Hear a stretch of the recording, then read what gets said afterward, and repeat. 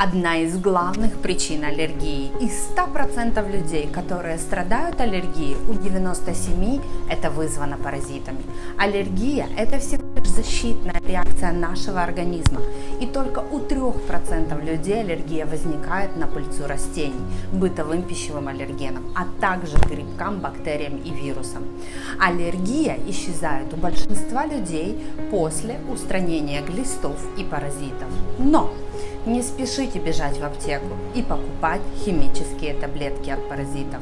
Они вызывают сильнейшую интоксикацию в организме. Представьте, что одна такая таблетка убивает взрослую особь паразита в нашем теле. Какая интоксикация попадает в кровь и разносится кровью по организму?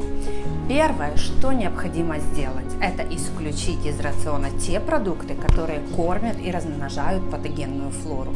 А это сахар,